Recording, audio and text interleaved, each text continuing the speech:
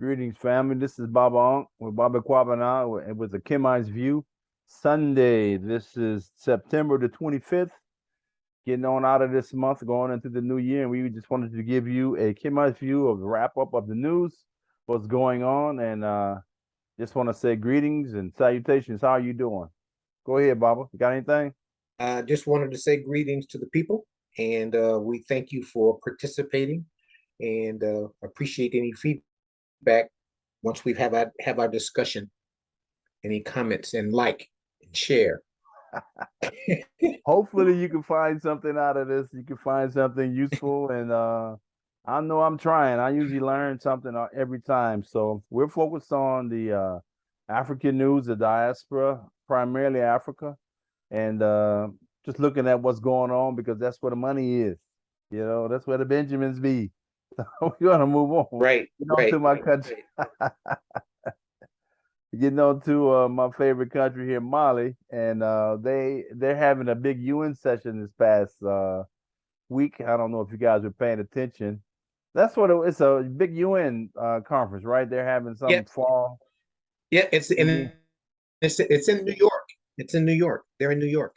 Right, they're all there, and that the new Malian prime minister who was appointed by the army, he basically just blistered. He chewed him up one side He and did. then He down the did. other. The prime minister of Mali to the French and just called him everything but a child of God in his Right, right. It was great. It was fantastic. in his speech. It was very good.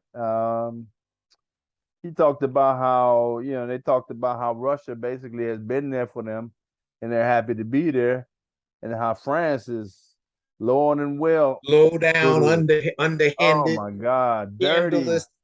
some dirty, dirty lying, just treacherous.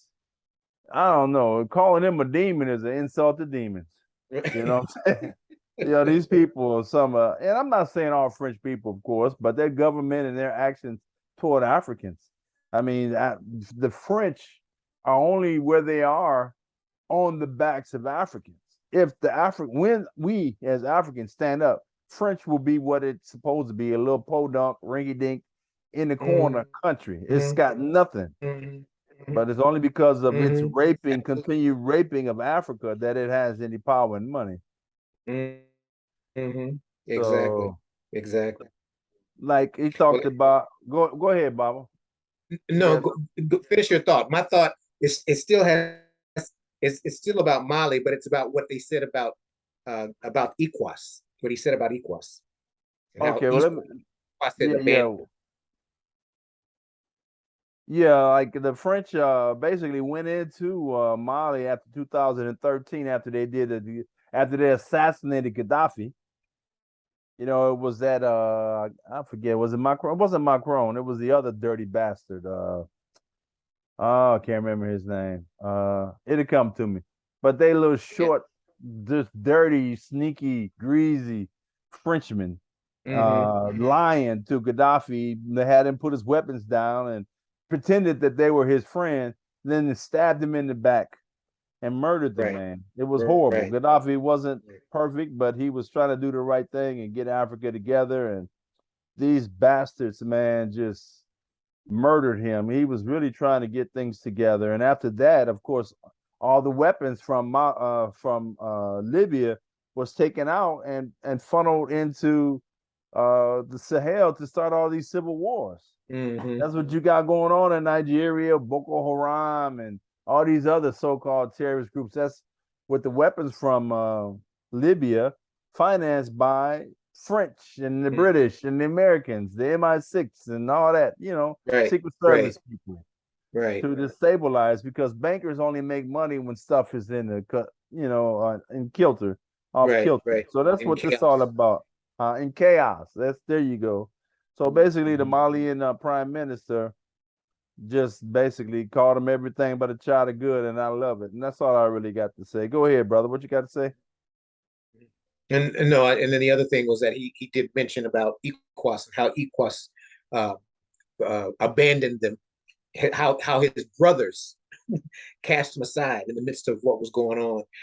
Yet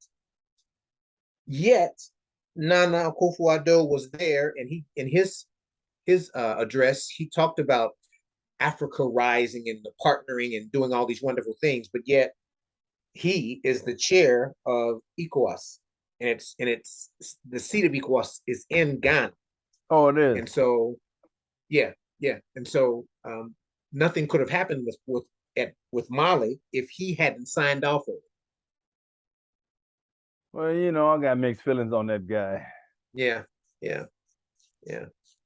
I mean, it's not really. I don't have no mixed feelings. He's a politician, put in there by bankers, you know. And I like the definition that I heard for politician. Poly as in many, and ticks as in bloodsuckers.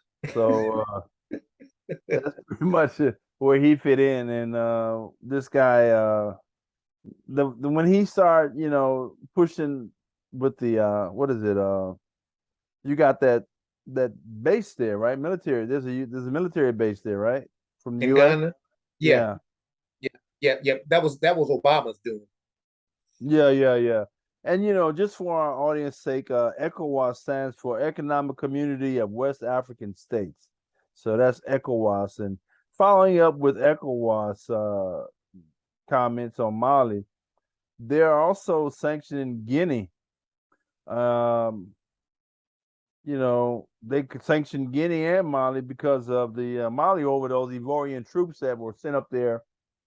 We still don't know why, and they're being held. And then Guinea because they're not doing what they're supposed to do. So ECOWAS, they're puppets basically. They're puppets. And you might want you might want to iterate that.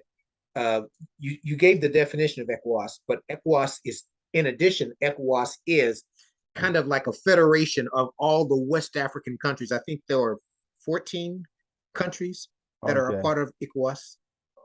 Yeah. Right there, the whole western part there. Right. I know I can't call them all off, but basically, look at the map. Those are all the ones right there where we all came from. The drug is over here in the Middle Passage. Right. Okay, so that's what I got for that. And I just wanted to move because, you know, I'm into this germ theory versus terrain theory. In fact, I got a talk that I did. I'm gonna be releasing that soon. But I saw where in the news it talked about Uganda confirms 3 more Ebola deaths. And of course, the World Health Organization, who was said they were there. And my question is this: who benefits? And was it really Ebola? What's really going on? Are they just lying to us, telling us this, just to giving us injections and trying to kill us off? Right. I'm always skeptical when they come with this stuff. Go ahead, bro. No, I was going to say I had heard about Ebola in Uganda. That's interesting. There's not been any mention of Ebola in some time, and now all of a sudden you got mention of it again. So I'll just have to keep an eye on it, see what's going on. Yeah, it's just once again, it's the fear. It's the basically fearmonger and to get you into corral you, have you fearful. I saw a definition for fear, which I thought was pretty good.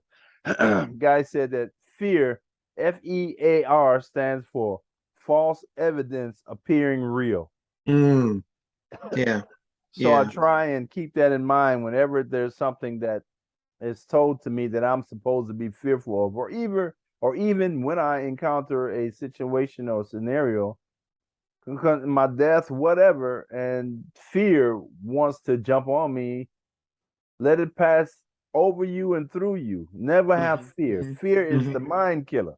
That's the worst thing, to be in fear.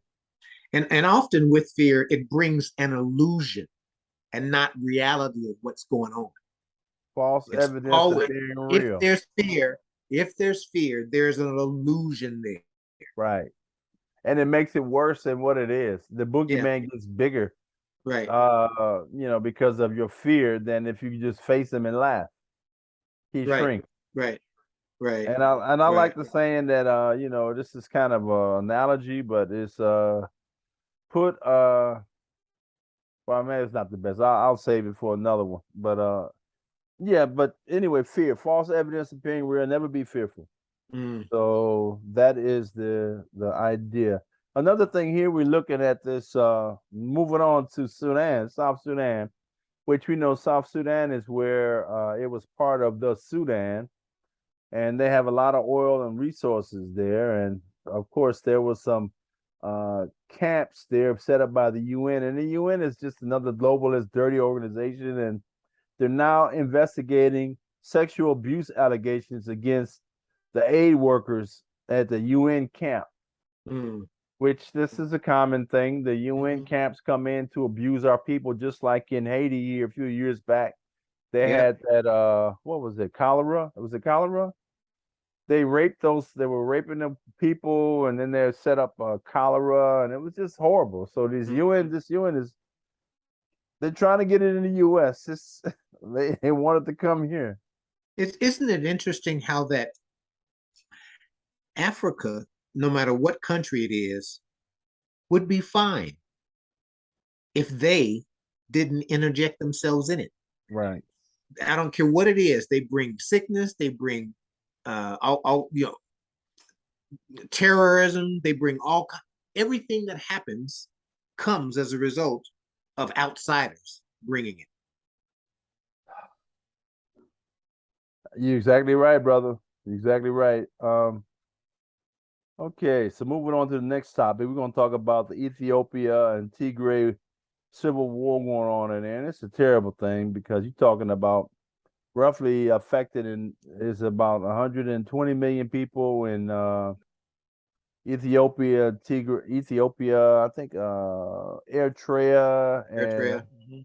some Yeah. other person is, I can't remember the other group that's on the side of the Ethiopians. Then you got the Tigray people who are about 8 million, but talking about 500,000 people have died so far. And they're saying that a fraction of the money spent in Ukraine could have stopped this war. And but the big sticking point right now, a lot of it's just big Negro stuff. Mhm. They're just Negro, HNIC, they want to be in charge, or I don't want like this guy here. And And a lot of in Negroism conjunction. from colonialism mindset, that Yeah. Yeah. bullshit Yeah. mindset. A Right. big deal is, but they're saying right now the truce has ended, and they don't like the mediator because he was seen shaking hands with the Ethiopian president, which is a common thing. People hold hands, shake hands. So the Tigray people feel that, Obasanjo is his name, I think, from Nigeria, Mhm. ex-president. He's seen as being partial, so they don't want him. So it's just a big mess. But hopefully they can get it together. What were you gonna say about Baba? No, and a part of it again is the Western's interjection in African affairs. I don't care what unrest there is, the West is always at the crux of it. Yeah, because they can make Always. money. Yeah, yeah. And They can make money. they have their own political interests, right? Right. So, uh, but the and then speaking of the Ethiopian prime minister, well, actually, the deputy prime minister spoke at the UN this past week, and it Hmm. was powerful. And he like the others, he was straightforward. He didn't hold nothing back. He said, the UN, you didn't help us, and you didn't intervene, and you call yourself a unilateral organization, but there was no unilateralness involved in what was happening, and we stood on our own as we are a sovereign nation, and we need to be recognized as such. I mean, he just went off. He went off. It was wonderful, wonderful. Hmm. Very good. And not to say that I don't know all the specifics between. I know a lot of it is I think part of it is centered around the new dam that was built, Hmm. right? That's Is the been a dam big. completed, or is it It's still being completed. built? It's completed. Really? Completed. Yeah. Okay, Yeah. so the question will be about its filling now, Yeah. Yeah. Yeah. Yeah. Yeah. because that's a lot of stuff going on there with that dam. Because Oh yeah. downstream, Oh yeah. Egypt's already threatened that they could invade, which Yeah. we don't want to see that. Yeah. Yeah. Yeah. Yeah. Yeah. So, but uh, but it's interesting all the things that are happening, and though there are these um difficult situations that are occurring, the positive note is a whole lot of good is happening too. And you see Africa continues to rise in spite of those things. And I In think spite of this. in my mind, as it continues to rise, it's like as the well fills up, or the batter, whatever you want to call it, as it fills up, I think some of those things will be squelched. Well, that's kind of what they do with bread, right? You let it rise a couple times, 2 or 3 Yeah, times. I know when you yeah, make bread or yeah, rolls, yeah, you let it rise and then you squish it down, and you let it rise again, you squish it down. And yeah, that's what, yeah, kind of like what's going on, part of the process, but it's time. yeah, It's time. yeah. So we're moving on to the next topic here, and that's world leaders pledge billions to fight AIDS, tuberculosis, and malaria in Africa. Really? That's what they said. 14.25 billion what they're pledging. Now, what are they getting on the back end? What are they Exactly. stealing out? Because they're not Exactly. giving nothing for free. Right. And all this stuff can be dealt with easily by basically basic sanitation and diet, food. Just food and basic sanitation will alleviate all these problems. So it's just But crap. is it as bad as as bad as they're saying? That's It's the question. not as bad as what they're saying. That's another thing. It's another way for them to rip folks off. Yep. Yep. That's all it is. Okay, moving on, staying in that Horn of Africa there. The U.S. military killed 27 al-Shabaab fighters in central Somalia. And apparently they have a puppet government over there that's, I guess, allowing the U.S. to get set up to take all those riches off the Horn of Africa. There's supposed to be tremendous amounts of oil and all kinds of stuff out there and off the Yep. coast of Somalia, notwithstanding its just strategic importance of its location with regards to world trade and the likes. So, they have a lot of just the cowardly U.S., man, cowardly airstruck these people, killed 27 young boys out there fighting. Apparently they were fighting the government troops. And so, they feel proud about doing it, but they're getting their asses handed to them in Ukraine, from what I hear. This one company called what is it? Z? Not Z. What is it? That one Eric Prince, he has this mercenary organization, Blackwater. Blackwater. Yeah. Blackwater Blackwater. Blackwater changed their name to something else. I can't remember the name, but it had 2 or 3 name changes. But I heard today that basically Russia sent them a greeting to their base with one of their caliber missiles. Got Wow. about yeah. Got a Wow. bunch of them over there. So Wow. it's not what you watch. You might get by to watch, but you're gonna get in the rinse. What goes around comes around. Yeah. You're getting it too. I'm Right. glad to Right. see it. So I saw something too where they were talking about a pipeline. There was okay. This is it. Uganda wants to build a pipeline. That's in the other paper. We're gonna talk about it there when we get to that. Okay, the final thing on this one here is that Equatorial Guinea, which I think is good, abolishes the death penalty. So Equatorial Guinea, as you may know, is a country that speaks, the traditional language, but also French and Spanish. The only country that basically has French and Spanish, and that they have a lot of oil resources there. So they're abolish the death penalty, which is a good thing. I think you should never have the death penalty for anything. Right. And then the final thing on this particular note here is that hunger is now killing one person every 4 seconds. The NGOs say they were speaking at the UN General Assembly, like they really care. Right. That's the part that's just so bad. These NGOs like, give me money so that we can, stop all this horrible death and destruction from hunger. But for every dollar you give us, we'll put a penny towards it. We'll keep the other 99 cents to run our limos, big fat and happy, and our planes around the world and pretend like we're doing something, but we ain't gonna really do nothing but get be basically a poverty pimp. Right, right, So right, right. that's said in that So news of the day. Go ahead. I want to add one more note about Africa since we're there. So Ghana has had a summit in Canada, Really? and it was to the diaspora Mm. and to encourage them to invest in Ghana and the new financial system that they're putting in place for the country.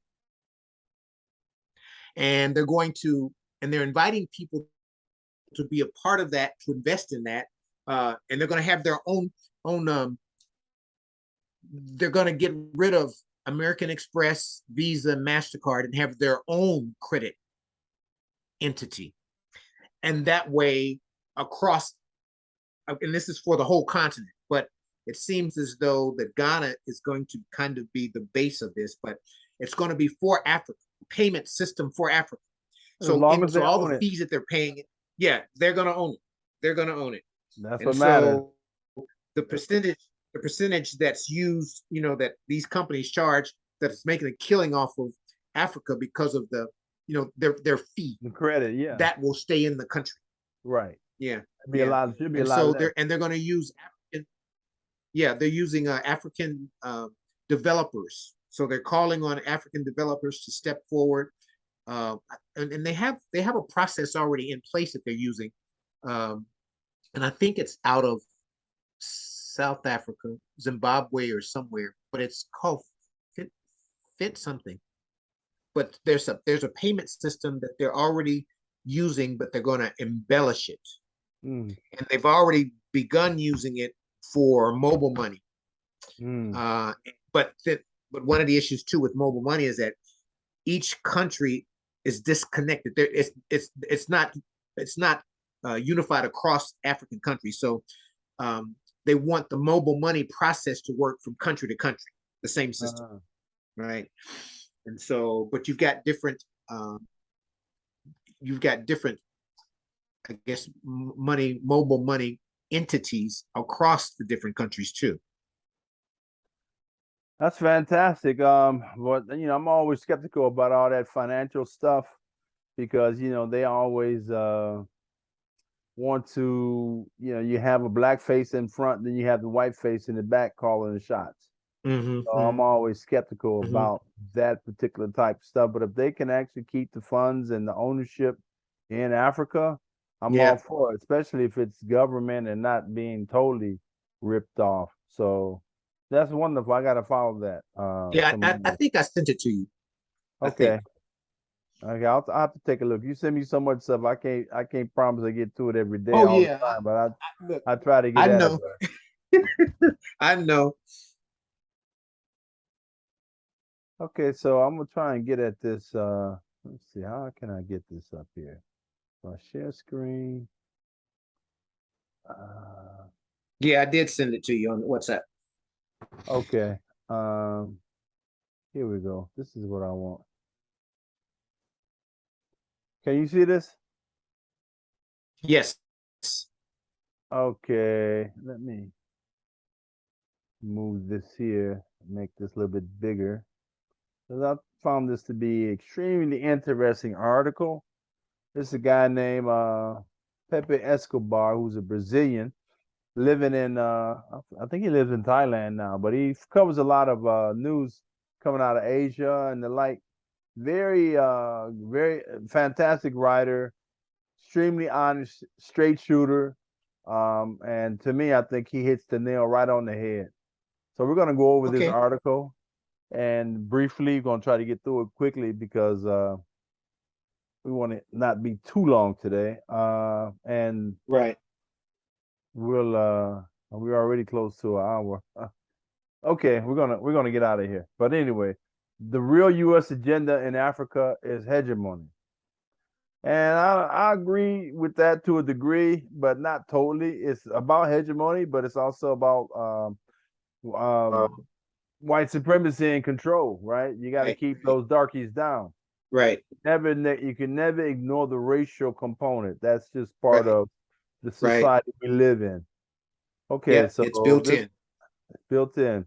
Okay, this is written by Pepe Escobar, and it was published in the Credo, and we're posting it with we're giving him we're getting his permission, so we're giving his name, so we're citing him. Okay, forget and so this is how it starts out. Forget development. Washington's primary interest in Africa today is keeping the Chinese and Russians out. That's I highlighted, but I added and Africans under control. Yeah. So we're gonna Yeah. go through Yeah. this and add our little part, our little Kemite view of his And analysis. Go ahead, but brother. with that, I don't see the US doing much to try to keep the Chinese out. I mean, the Chinese are there full force, but am I missing something? Where's the US trying to keep them out at? I mean, the US really is, I mean, they're doing their own thing too. But and definitely you can see them clearly trying to keep the Russians out. But Africa had said today in the UN meeting, they all said, well, you know, their Russia is okay with them, that Russia is not their fight. And so so it's Yeah, going to take a lot Chinese. for. No, I mean, I think Washington doesn't like them being there, but they're there anyway. But I Oh mean, yeah, let's not get it twisted. The yeah. Chinese aren't our friends either, Oh, of but it's course, better to well, have two people of course, fighting and for us to take advantage of their battle than to have just one totally stomping us into the ground. of course, So of there's course. some ability for us to leverage some advancement. Okay, so Yeah. in the next part of the article, it says in an irrational environment, the 77th session of the UN General Assembly would discuss alleviating trials and tribulations of the global south, especially Africa. That won't be the case. Like a deer caught in a geopolitical headlights, the UN Secretary General Antonio Gutierrez, who is a puppet, just straight up, hand up is behind making his mouth move, marionette issue platitudes about gloomy winter global discontent, even as the proverbial and imperial doomsayer criticized the UN's crisis of faith and blasted unprovoked war started by Russia, which, that little war over there is nothing compared to what's going on, as we talked earlier about in Tigray and in Mm. Somalia and other parts of the world. Of course, the slow motion genocide of the Donbass Russophones residents for 8 years would never be recognized as a provocation. As you guys may well be aware, that after the election, I think it was 2013 or 2014. But anyway, they had the election, and then they had the coup, and then as soon as there was the coup, when they started shelling the Donbass area because the Donbass wasn't down with the coup in Hmm. Ukraine. Victoria Nuland and all those guys put in play, and she had said they had her on a cell phone saying "F the EU" and we're gonna put our boy Yats in and we're gonna run this show. We're not gonna have that the duly elected president in who was favoring Russia. We're not going to let him stay in. We're going to get him out of there and run Ukraine like we wanted. So, anyways, the big mess is what we got. This guy, Okay. Guterres, this puppet here over the UN, spoke on Afghanistan where the economy is in ruins and human rights are being trampled. But he did not dare to offer context. In Libya, divisions continue to jeopardize the country. Once again, no context. Not to mention Iraq, where ongoing tensions threaten ongoing stability. Look at the similarity between Libya and Iraq and Afghanistan. What Hmm. happened to them? Hmm. Hmm. All invaded by US, right? Right, right, And destroyed. right, right. And I will add that there's also weather geoengineering going on to affect their viability with the rains. They're affecting the rains. You got anything, brother? You want to add? No, I'm good. Just jump right in there, man, and just jump right in. Okay. Okay, moving on. It says Africa has 54 nations as UN members. Any truly representative UNGA meeting should place Africa's problems at the forefront. Once again, that's not the case. So Right. it is up to African leaders to offer that much needed context outside of the UN building in New York. Yeah, And and the that only and again Go ahead, that brother. no again with the meeting in New York, that was clearly communicated through every African heads of state that I saw speak. that the percentage of African heads of states that are a part of the UN, but having no authority, and then Africa not being recognized as who they are as sovereign nations. Right, right. No, it's coming though. Like you said, these guys are meeting outside. It's like, okay, you're not gonna let us do it there. We're gonna do it someplace else, but it's gonna get done. Mm-hmm. Know that it's going to get done. Okay, moving on here. As the only African member of the G20, South African President Cyril Ramaphosa recently urged the U.S. not to punish the whole continent by forcing nations to demonize or sanction Russia. Washington's introduction of legislation dubbed the Countering Malign Russian Activities in Africa Act, wow, harm Africa and marginalize the continent. CMRAAA. Wow. Yep. Countering They put it out malign there. Russian. The Countering Malign Russian Activities in Africa Act. Wow. Just like they daddy everybody, Right. do as I say, Right. not as I do. Right. Right. But what's interesting is African countries have not bowed down. They still are allowing having developing relationships with Russia. They're still doing their thing, and they're like, you can't dictate to us. We're not your child.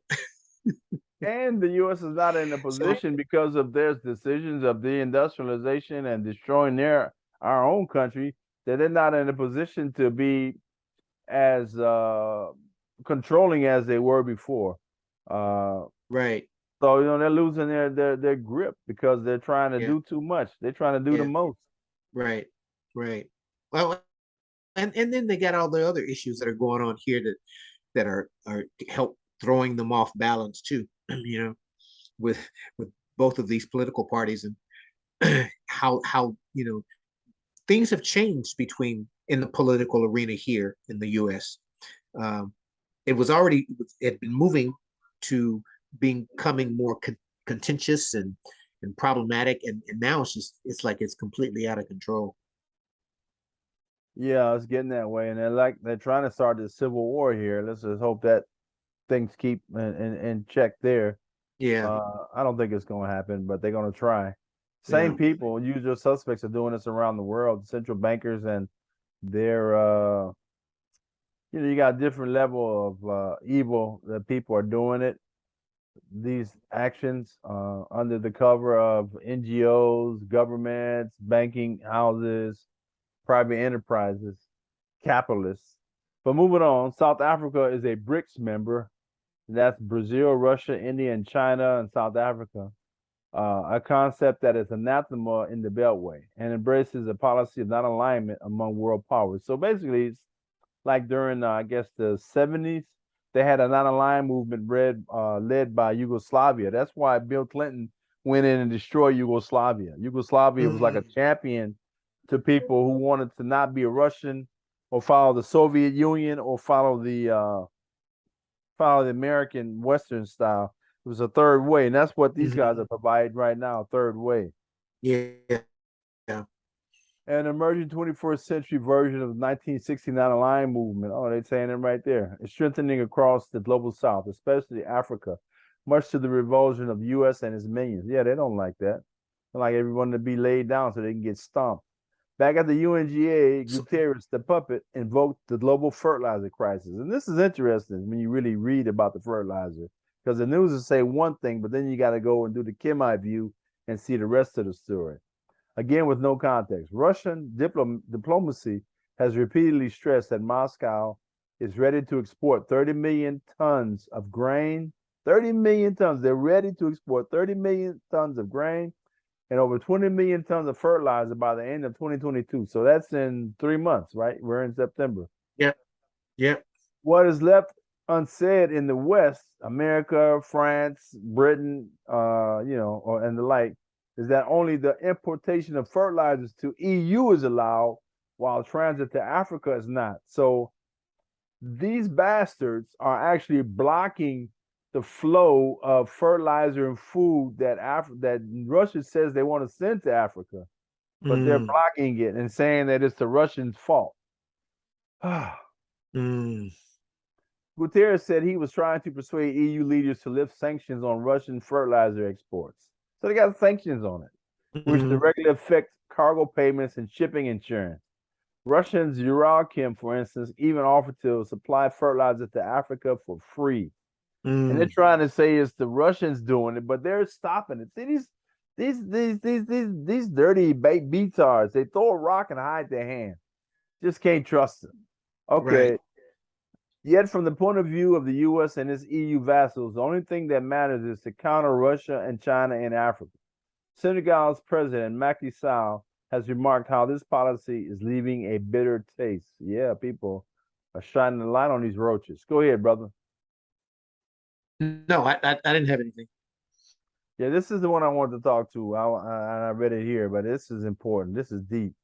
We forbid you to build your pipeline. Okay, it gets worse. The largely ineffectual EU Parliament now wants to stop the construction of the 1,445 kilometer East African crude oil pipeline from Uganda to Tanzania. Wow, that will be fantastic. Invoking hazy human rights violations, environmental threats, and advising member countries to simply drop out of the project, because Uganda has tremendous amounts of oil, but they're landlocked. And apparently they're going to go through through Tanzania and get it to the port. Get it to the port. And it will be, I guess, cheaper. And then they can also do some processing in Tanzania too. They can put up some, refineries and whatnot to refineries. Products. Yeah, they can do all that there. But the EU is saying no, environment, human rights. Don't get no money, stay poor. Right. You'll be right. That's all they're saying. We don't want to see all they're develop. saying. Right. That's all they're saying.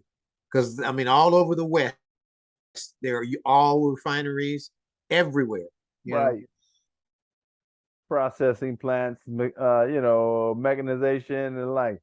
Uganda is counting on more than 6 billion barrels of oil to sustain an employment boom and finally move the nation to middle class status. It was up to Ugandan Parliament Deputy Speaker Thomas Tayebwa to offer much needed context.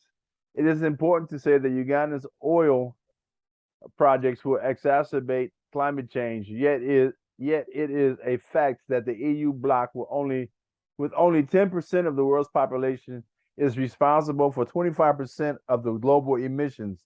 And Africa, with 20% of the world's population, is responsible for 3% of the emissions.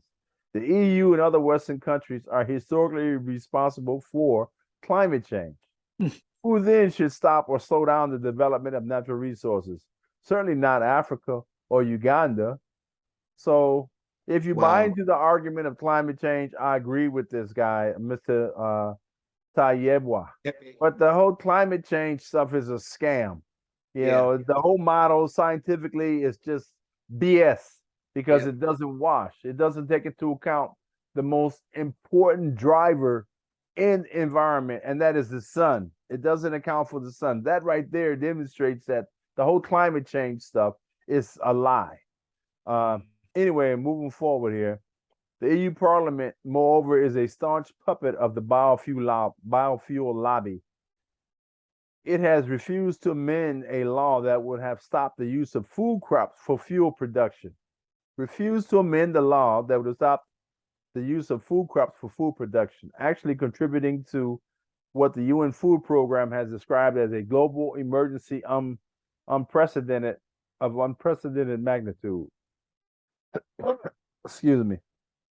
So basically, they'd rather use these food crops to drive a car or run their industry than to feed people. And they're saying that no less than 350 million people are on the brink of starvation across Africa. Instead, the G7's notion of helping Africa is crystallized in the US-led Build Back Better World, B3W, which is that Klaus Schwab, you'll own nothing and be happy, eat bugs. You know, that foolishness. Washington's anemic attempt to counter Beijing's ambitious Belt and Road Initiative which focuses on climate health and health security, digital technology, gender equality, equity, and equality, according to the White House. Practical issues of infrastructure and sustainable development, which are at the heart of China's plan, are simply ignored by the B3W. So Washington's talking about all these feel good type, touchy feely amorphous things, gender equality and equity, health and health security, just crap. Okay, moving forward here. Initially, a few promising projects were identified by a traveling U.S. delegation in Senegal and Ghana. Senegalese diplomatic sources have since confirmed that these projects have nothing whatsoever to do with building infrastructure. Okay, B3W predictably fizzled out. After all, the U.S.-led project was little more than a public relations gimmick to undermine the Chinese with negligible effect on narrowing the $40+ trillion worth of infrastructure needed to be built across the South by 2035. Okay, have Yali will travel. This is real interesting, this one here. Imperatives Initiative in Africa. Okay, I'm sorry. Imperial Initiatives in Africa. Apart from the U.S. military's African Command, AFRICOM, which amounts to raw militarization of the continent, brings us to the curious case of Yali, YALI, or Young African Leaders Initiative, which is basically a brainwashing method to get the young ones, get them young and dumb and brainwash them. Widely touted, Washington, New York acts as the most innovative policy of the Obama years, and look who's doing it. That dirty so isn't this Obama? Is this the? I think I heard about this recently. Oh, when I say recent, it's within the last year. The traitor that keeps on traitoring.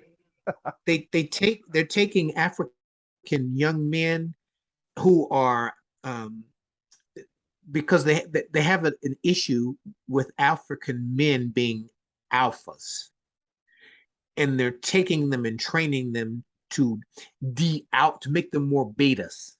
That's something different. That's different. But I'm familiar with that too. Different? Okay, that's a little bit different. They're focusing that on Kenya, but they are doing that. Man. Okay, they're doing that. They are doing. That is occurring. This is a little different. This is the young leaders, and then basically Obama is basically taking.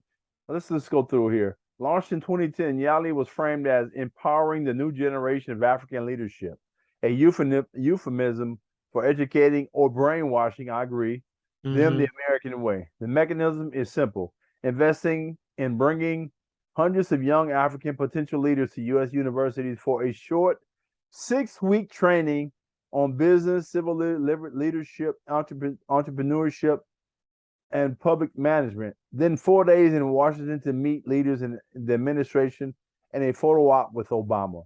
So you're talking about, 2 months maybe you spend on them? Yeah.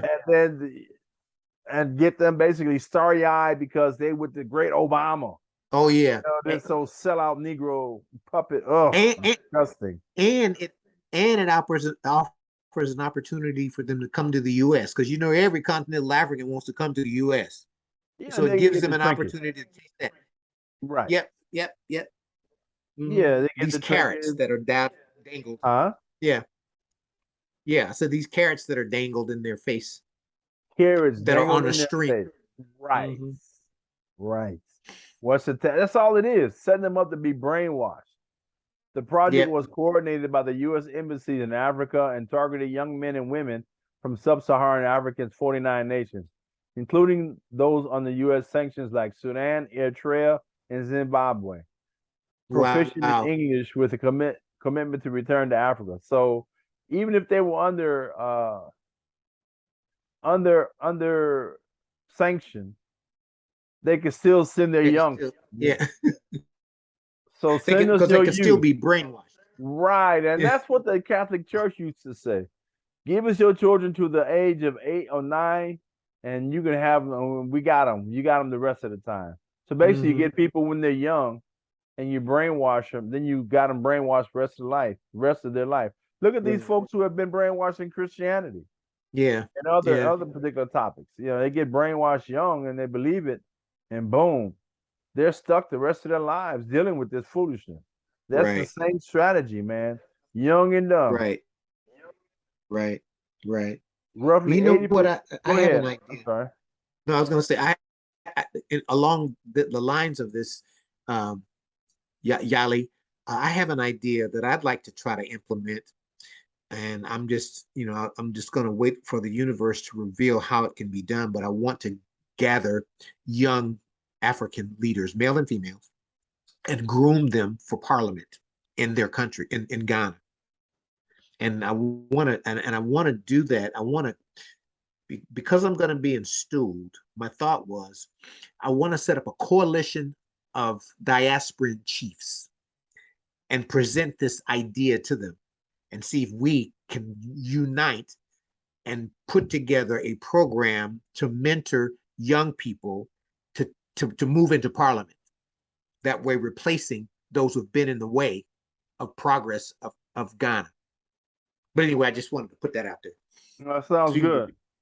Yeah. Okay, continuing on. Roughly 80% during the initial years had never been to the U.S., just like what you talked about, and more than 50% grew up outside of the big cities. So these young country bumpkins, Yep, they country coming to the from the U.S. with village, the those village boys. starry-eyed, blowing their heads up, in the U.S. Who knows what's going on? Okay, Right. moving on here.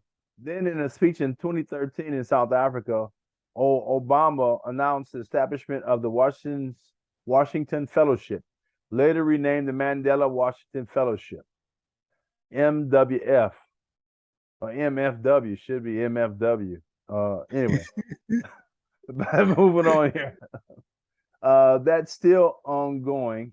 In 2022, the MWF should be granted to 700 outstanding young leaders from sub-Saharan Africa who follow leadership at institutes at nearly 40 U.S. universities before their short stint, emphasis on short, in Washington, after which they are ready for long-term engagement between the United States and Africa. And all that for literally peanuts. That's right. Right. Giving them Right. nothing.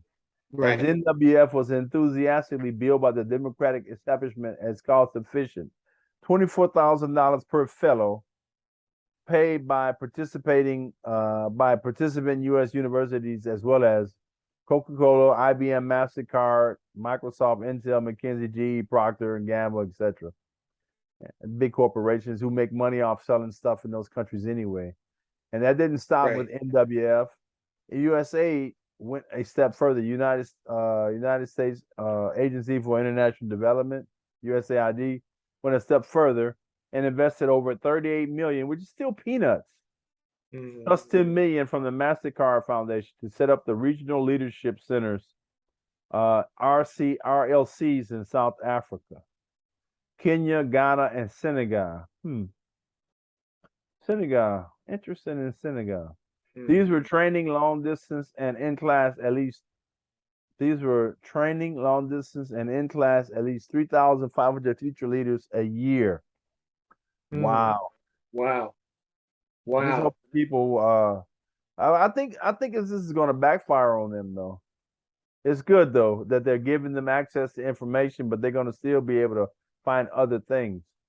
But moving forward here, it's no wonder that the Brookings Institute was drooling over so much cost efficiency when it comes to investing in Africa's future and for the U.S. to stay competitive in Africa.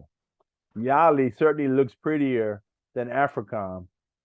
A few success stories, though, don't seem to rival the steady stream of African footballers making a splash in Europe and then reinvesting most of their profits back home. The Trump years did see a reduction of Yali's funding from 19 million in 2017 to roughly 5 million. So many leaders to train. Predictably, the Joe Biden White House, Yali'd all over again with a vengeance. Take this, U.S. press attaché. Take this U.S. press attaché in Nigeria, neatly outlining the current emphasis on media and information literacy, badly needed to tackle the spreading of disinformation, including in the months leading up to the national presidential election. So the U.S. under Yali trained 1,000 young Nigerians to recognize the signs of online and media misinformation and disinformation. Now the follow-up is Train the Trainer workshops, teaching 40 journalists, content creators, and activists, half of whom will be women, from Yobe, Borno, Adamawa, Zamfara, and Katsina, how to identify, investigate, and report misinformation. Facebook, being ordered by FBI to censor inconvenient potential election altering facts, is not part of the curriculum. Ain't that something? Yali is the soft, Instagrammed face of Afrikaans. The U.S. has participated in the overthrow of several African governments over the past 2 decades, with troops trained under secrecy-obsessed Afrikaans. There has been no serious Pentagon audit on the weaponizing of Afrikaans local partners. For all we know, as in Syria and Libya, the U.S. military could be arming even more terrorists. And predictably, it's all bipartisan.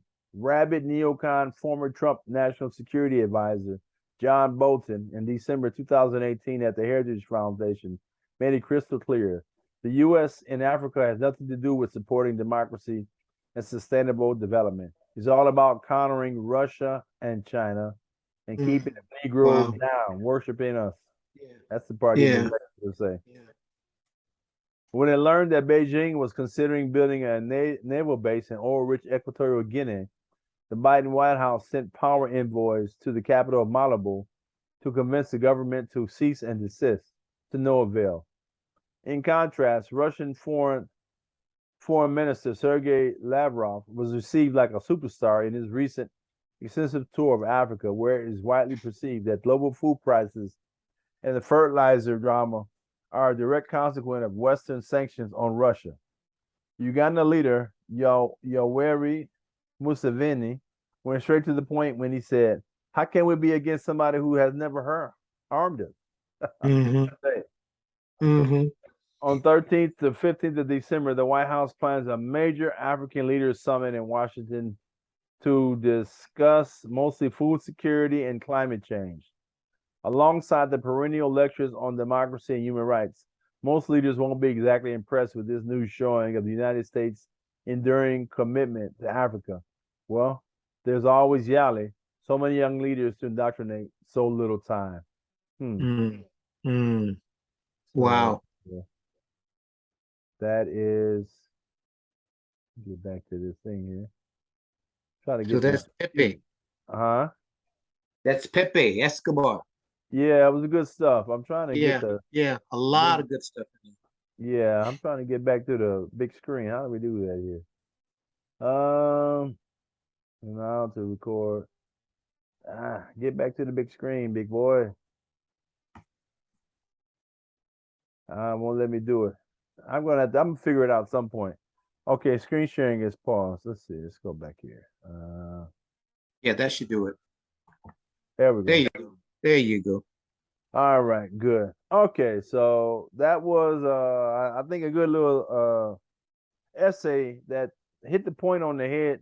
Only thing I would add is that once again, it's not looking at the point of view of the racism, white supremacy, and the domination there and mind control, but pretty much he hit all the big rocks. And so I thought it was informative to look at it and to see how the U.S. is trying to be 2 cents slick and dollar dumb. I think it's good they're giving these people these opportunities, but the problem is that for them, not for us. I think it's good for us. The people are going to naturally be curious and find the truth. Yeah, they're going to find websites like ours, and they're going to start seeing the truth. They're going to start seeing it and just knowing the lies. So, what one guy calls it the cunning of reason. 2 cents slick and dollar dumb is how I say it. But go ahead, brother. No, I was going to say wouldn't it be interesting to counter that, to allow the train after the training is completed to identify the ones who have gone through the training and then retrain them, or just send them information. You don't really have to retrain them. Just send them information. True. I mean, and that in itself would be the retraining. Right. Yeah. Because their own logic and just seeing around the world what's going on. they put two and two together, and it would work on its own. So these guys ultimately, they're shooting themselves in the foot again, even though Right. this paltry sums of money, all these poor ass Africans, we ain't got to give them shit and get them running behind us and brainwashing them. That's really what they're doing. It's terrible, man. Ugh. Yeah. Anyway, that's what they do. That's what they do. That's what they do, brother. That's what they do. And you got any more comments on that? No, that was good. That was a lot. The essay, the article in itself was a lot. So I'd like to kind of chew on that a little bit. So when you have an opportunity, shoot it over to me. Yeah, I'll shoot it to you, brother. That's why I wanted to put it on here so people could read through it. And I think I have the reference. You can get it in I forgot where I got it, but I'll send you a link. Okay. And I'll include a link in the description. Yeah, in the description. I'll put that in there. Thanks. I'm glad you said that because I need to put that in there. All right, brother. Well, but that's all I got for tonight. So we're gonna close this out, and I want to wish the best for you. Love and gratitude for the audience. Thank y'all for listening. And if there's any comments, like, share, subscribe. Tell us how we messed up. Tell us how we did good, or just tell us off. So something. Tell us something. All right, Baba. Appreciate you. Love you. And we'll see you see you this time next week. Next week. Same bad channel. What is it they say? Same bad channel. Yeah. Same bad station. Yeah, same bad channel, same bad station. Yep. All right, brother. Telling your age there, Baba. Hey, you know what they say?